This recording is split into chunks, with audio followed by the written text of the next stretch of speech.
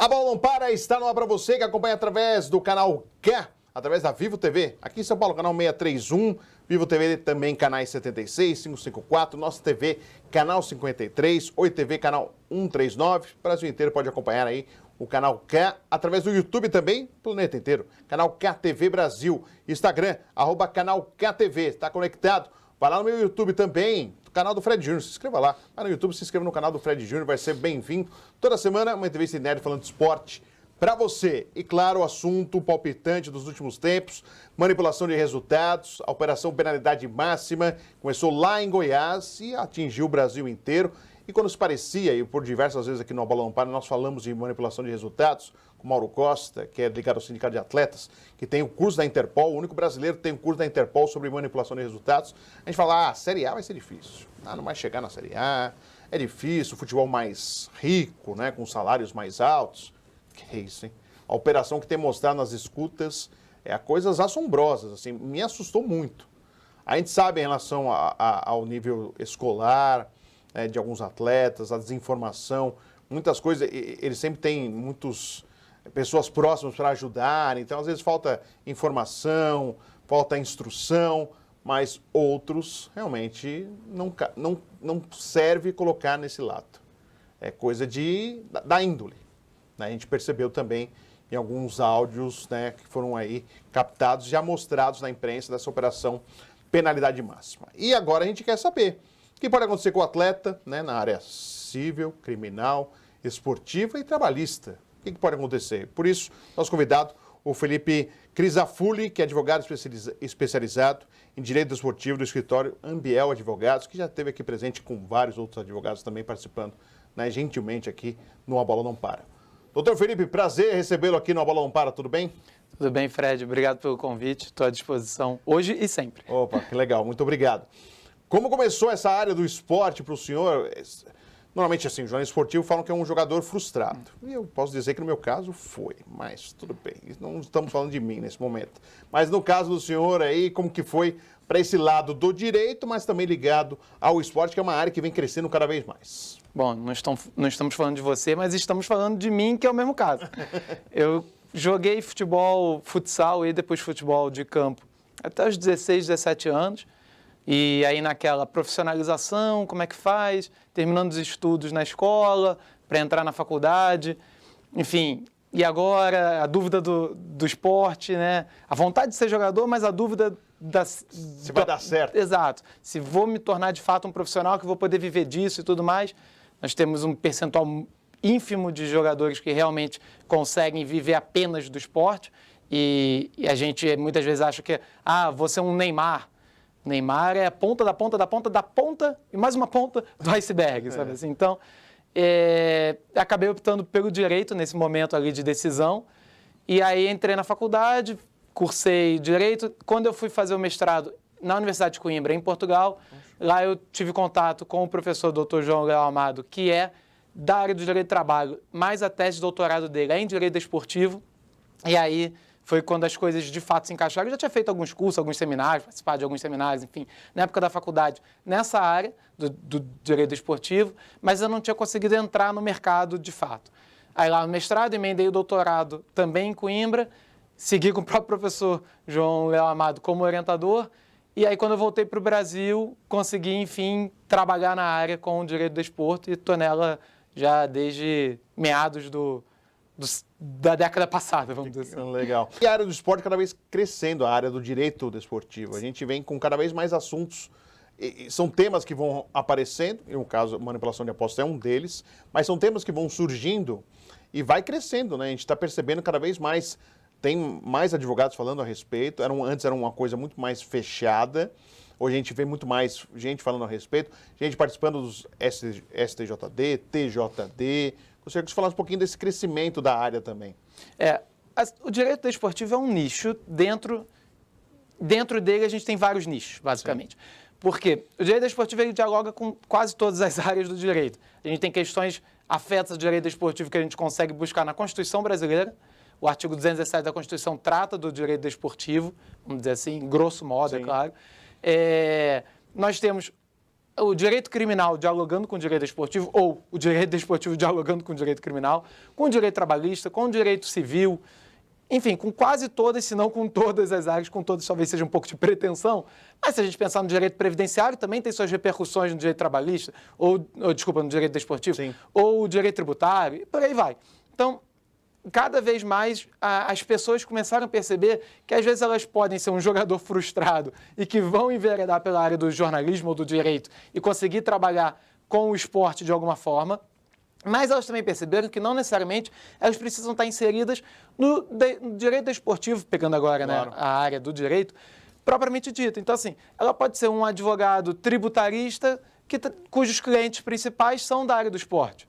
E aí a gente pode pensar em questões envolvendo transferência de atletas, ou atletas que residem e trabalham no exterior e têm de prestar declaração de imposto de renda, seja aqui, seja no estrangeiro.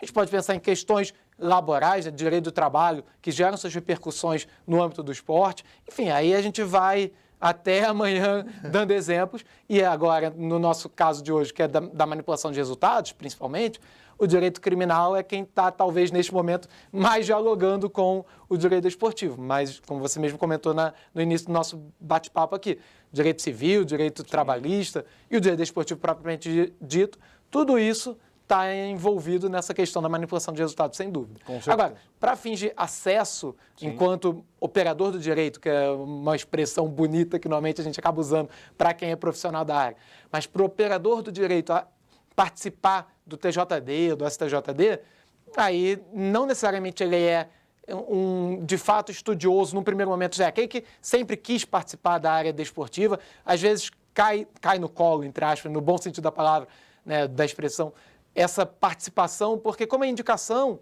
às vezes a pessoa nem tinha se tocado que ela tem aquele interesse, mas ela gosta, por exemplo, da área criminal, e pensa, é uma questão de disciplina, de eventual sancionamento, tem a ver com, em algum sentido, com a área criminal.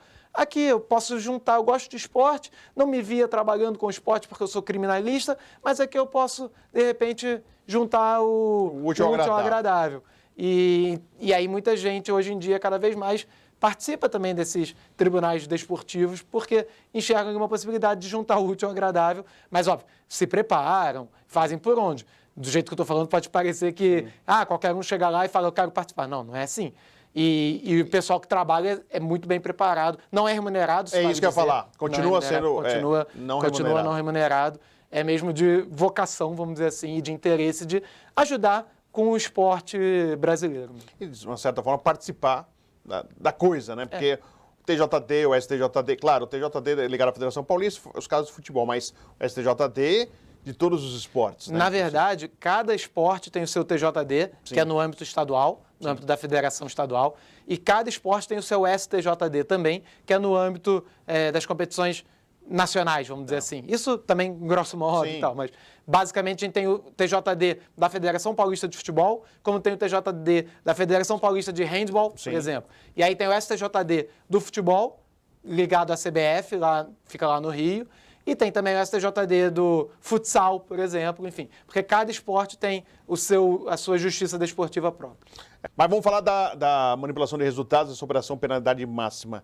Antes, uma opinião como um participante do esporte na sua área de atuação, é claro. Foi surpresa ver esses áudios? É claro, a gente quando começa a ver um crescimento da casa de apostas, isso não é um caso só do Brasil. Tem um mundo inteiro em relação à manipulação de resultados. Cansa-se de ver aí, tem documentários na Netflix, por exemplo, você pode ver basquete, gente envolvida, jogador, gente envolvida, dirigente, entre outros esportes envolvidos aí, e não só nos Estados Unidos também, o mundo inteiro em relação à manipulação de resultados. Mas surpreendeu dessa forma, como foi? Dá para se comparar com outro caso que nós tivemos aqui, eu trouxe até o Salvo Espínola, que foi citado, mas ele depois provou que não tinha nada a ver, com a máfia do apito, né, com Edilson Pereira de Carvalho, que até rezava, fazia o sinal da cruz ali, e mal sabíamos que ele estava ali fazendo algo que não deveria ser feito, infelizmente. Mas o que o senhor vê em relação a tudo isso? A gente, no âmbito do que pode acontecer com um atleta, como que o senhor está vendo tudo isso que está surgindo, que para mim, militando aí mais de 23 anos aí no esporte, algumas coisas me surpreenderam. Tem coisa que o ser humano não me surpreende mais, né? Apesar que a gente sempre se surpreende com alguma coisa. mas algumas coisas me surpreenderam, tamanha desconhecimento, às vezes, da lei, não vai acontecer nada, vamos, é só uns cinquentinha, tal, como se fosse minimizando, como se não estivesse fazendo algo grave, né? O que o senhor, eu estiquei um pouquinho, mas como que o senhor tem observado isso aí? Eu acho que na sua resposta, ou no seu comentário, a minha resposta está inclusa ali, que é surpreende sem surpreender. Tá. É tipo isso. Surpreende na medida em que a gente sempre acha que nunca vai acontecer. Sim. A verdade é essa. É a mesma coisa que o marido que acha que a mulher nunca vai trair, ou vice-versa, enfim, a gente pode dar N exemplos desse gênero. A gente sempre acha que é com o outro que vai acontecer alguma coisa e não com a gente. Quando a gente está no meio do esporte, a gente sempre tende a achar que o nosso meio é mais lícito, vamos dizer assim, do que o do outro. Tá. E a gente pensa, no Brasil isso não vai acontecer, ainda mais numa Série A, porque os jogadores recebem altos salários. A gente comentou há pouco que é 1%, são 2% no máximo que ganham, de fato, esses altos salários. Mas, primeira divisão, clubes de ponta, como foi o caso de vários dos denunciados, a gente imagina que não vão se vender, entre aspas, para uma situação dessa.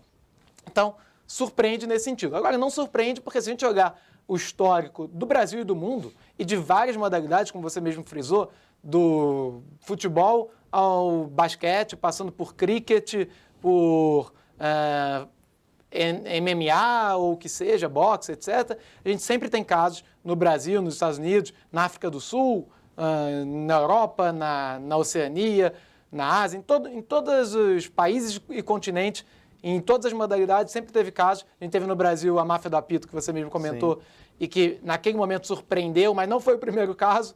A gente já tinha tido no passado... Da Loteria Federal, um caso aqui no Brasil também. Então, assim, parece que passam alguns anos, algumas décadas, a gente esquece e aí a gente se surpreende de novo, porque fica apagado na nossa memória, ou porque é uma nova geração que está tomando contato com aquela notícia e aí acaba se surpreendendo. Mas a verdade é que, assim, artimanhas, de forma bem genérica, a gente tem em todas as áreas da atividade humana.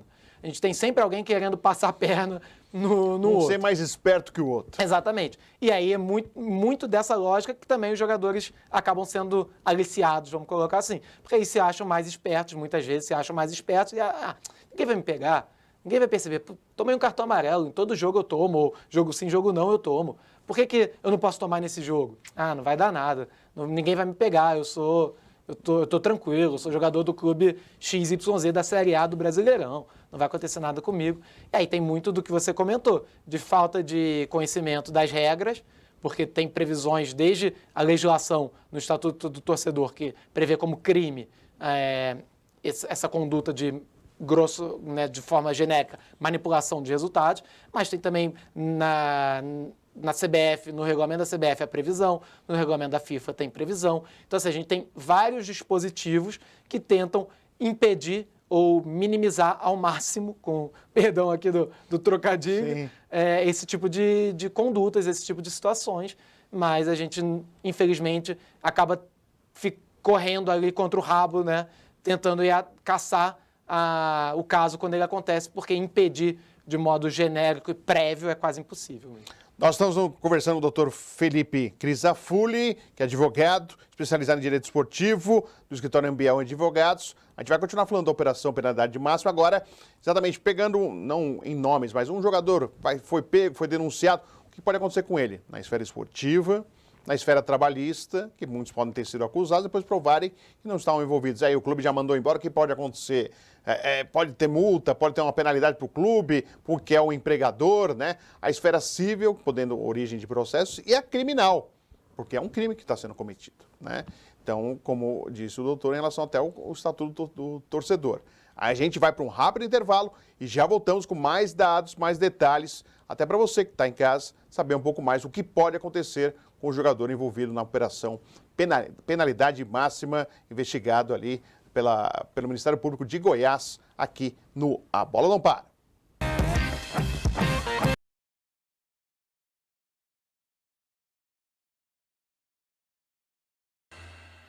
Para você que está aí no A Bola Não Para, intervalo, uma dica. Restaurante Frevo.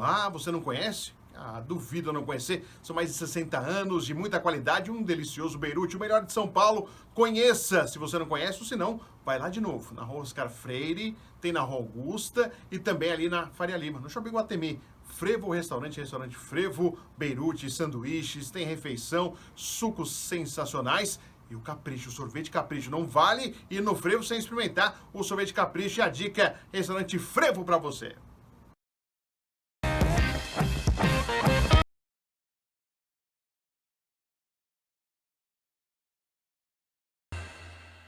A Bola Não Para está de volta para você que acompanha no canal KTV, Vivo TV, canal 631 em São Paulo, também pela Vivo TV, canais 76, 554, nossa TV, canal 53 e Oi TV, canal 139.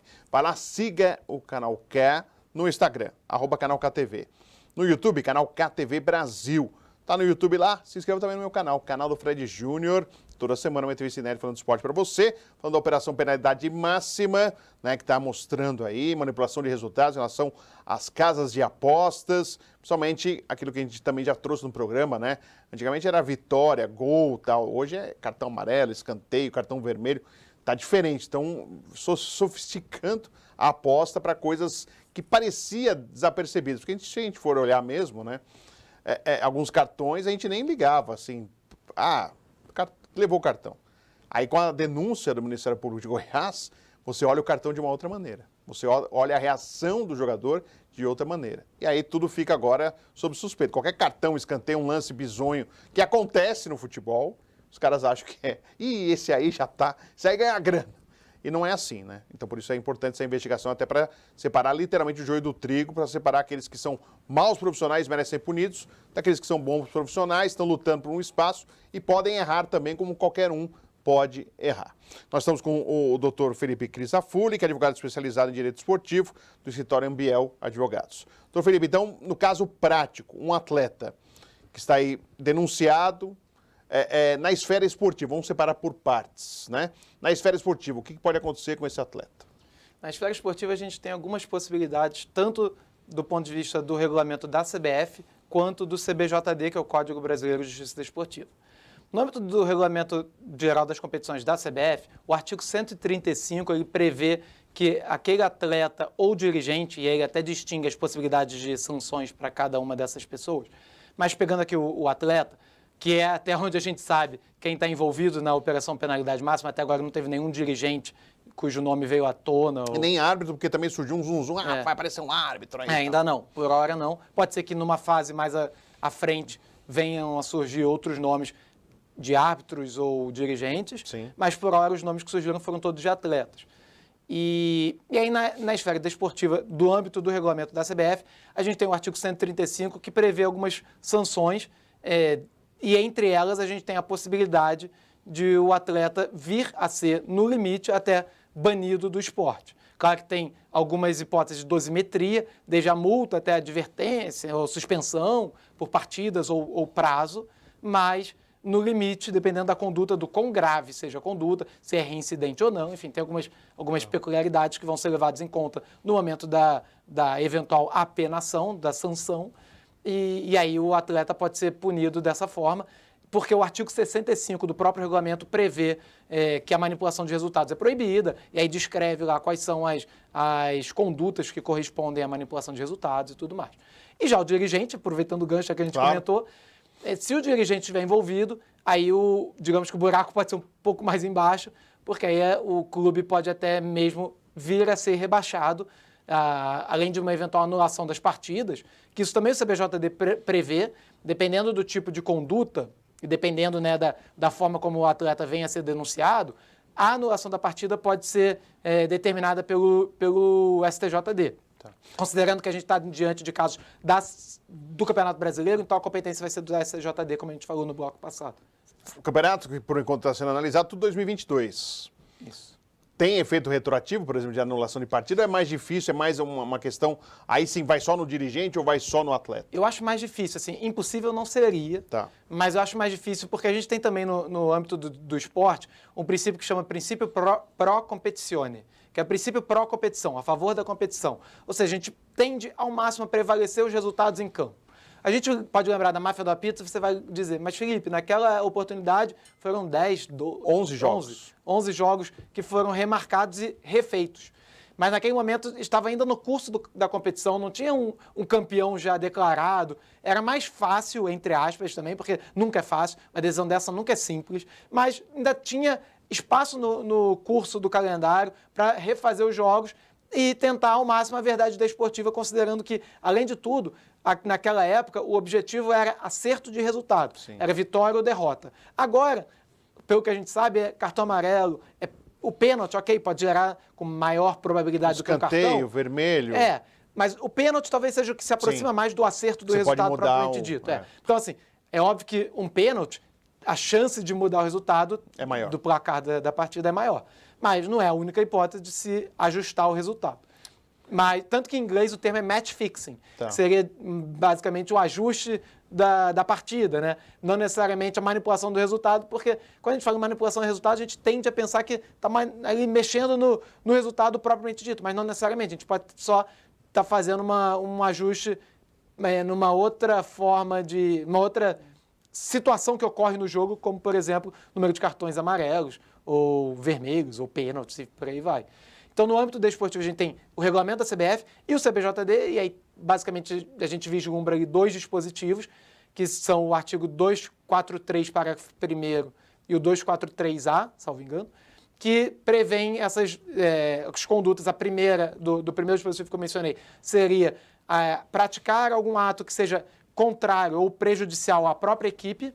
Certo. Então, tomar um cartão, ou praticar um pênalti, pode ser enquadrado nesse dispositivo, e o outro seria mais voltado mesmo para manipular o resultado, e aí cada um tem sua pena. O primeiro vai ali de 360 a 720 dias de suspensão, com a possibilidade também de 6 a 12 partidas de suspensão pelo outro, né? E além de multa de 100 a 100 mil reais, enfim, aí cada caso é um caso. E anulação de jogo por causa de um atleta pode acontecer ou é mais difícil? Só um dirigente envolvido? Difícil, é difícil, assim. O dirigente praticando uma conduta, a gente consegue essa situação mais facilmente. Agora, dependendo do que seja, tem a previsão. Se for reincidente, por exemplo, salvo engano, agora teria de consultar o CBJD. Não tem problema. Porque a gente tem um ditado no direito que é assim, quem sabe artigo de lei de cor é presidiário ou rábula. Rábula eram quando a gente não tinha os cursos de direito no Brasil, muitas pessoas iam decorando leis e passavam a poder advogar para seus clientes, porque não existia ainda o curso de direito. Depois, muita gente ia para Portugal, para a Universidade de Coimbra, que nós mencionamos há pouco, para estudar lá, porque a gente não tinha os cursos as faculdades no Brasil, só no final dos anos 1800, que foi quando elas começaram a surgir, por volta de 1900. Então, assim, esse é o ditado. Então, eu até agradeço eu não decorar os artigos dos códigos. Também que são muitos, né? Também é muito difícil. Agora, a parte trabalhista, porque a gente está vendo alguns clubes encerrando contratos com atletas ainda na investigação. Porque, claro, já apareceu escuta, conversa e tal, indica-se que é culpado, mas ainda não tem essa culpa oficialmente. O cara vai ser julgado ainda. A gente utiliza muito no jornalismo hoje, suspeito de, né? A gente não utiliza cravando, né? Há esse cuidado muito grande no jornalismo. Esses casos trabalhistas, pode dar um problema para o clube caso não seja comprovado mesmo efetivamente, ou não? O clube está amparado nesse momento de encerrar um contrato trabalhista com o atleta? O que eu vi até agora foram clubes afastando os atletas. Nenhum exatamente suspendendo o contrato, não sei, talvez tenha tido. Teve o Bauerman com o Santos suspendeu por 30 dias, que é o limite máximo, né? E aí, mas a justa causa, que seria o mais grave aqui, que é o que a gente está discutindo agora, nenhum clube fez ainda, até onde eu tenho conhecimento, e imagino que do seu conhecimento também ninguém, né? Por quê? Justamente por isso que você acabou de comentar. Basear na questão criminal é muito difícil, porque a CLT prevê como possibilidade de justa causa a condenação criminal, passada em julgado. Então a gente teria de esperar até a última instância, seja qual for, pode ser o caso de chegar ao STF, mas pode ser que não, pode ser que pare no STJ ou até no Tribunal de Justiça Estadual, enfim. É o famoso transitado e julgado. É o transitado e julgado. E depois da última decisão do caso, e isso, sentença penal condenatória. Ele tem que ter sido condenado, inclusive, é claro. Então, assim, Neste momento, pela CLT, especificamente pelo dispositivo do artigo 483, a linha que prevê possibilidade de justa causa pela condenação criminal definitiva, não tem como. Agora, tem quem sustente que possa ser aplicada justa causa por uma outra linha do artigo 483, que seria ato de improbidade, porque gera repercussões na esfera desportiva e, portanto, também na esfera trabalhista do clube com o jogador. E aí gera problemas entre os atletas do próprio grupo, sim, gera repercussões também dos resultados, de credibilidade, enfim. Torcida, entre outras variáveis, que a gente poderia elencar aqui até amanhã, mas é uma decisão que, se for tomada, um pouco mais arriscada, vamos dizer assim, tem de ser bem documentada, tem de estar bem claro que realmente esse ato praticado pelo atleta gerou essa repercussão e pode ser classificado como um ato de improbidade, por exemplo. Agora, pode ser que o contrato preveja algo do gênero, do tipo, se o seu nome vier a ser identificado numa denúncia do Ministério Público, por exemplo, como tendo manipulado resultados, esse contrato pode ser resolvido com justa causa. Não quer dizer que a Justiça do Trabalho vai necessariamente reconhecer a validade dessa cláusula, porque a gente tem regras também no direito, como a hipossuficiência do trabalhador, e isso pode fazer com que a Justiça do Trabalho fale, peraí, o empregador, que é o clube nesse caso, é hipersuficiente, ele tem maior poder aqui, ele, na prática, impôs essa cláusula ao jogador e nós não vamos concordar com essa disposição. Então, assim, o clube, neste momento, apenas afastando o jogador e, eventualmente, suspendendo o contrato, me parece uma conduta muito mais salutar, mais saudável, para evitar uma reversão da justa causa no futuro na Justiça.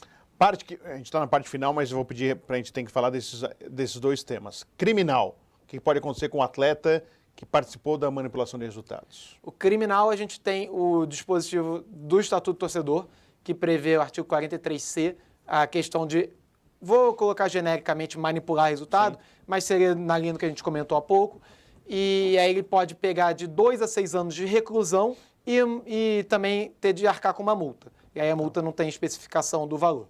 Agora, isso o atleta. Os aliciadores, também é bom a gente, sim, comentar, eles, que são os operadores, né, que tentaram manipular o resultado, eles ficam enquadrados no dispositivo seguinte, a pena, a previsão é idêntica, mas eles também foram denunciados por organização criminosa.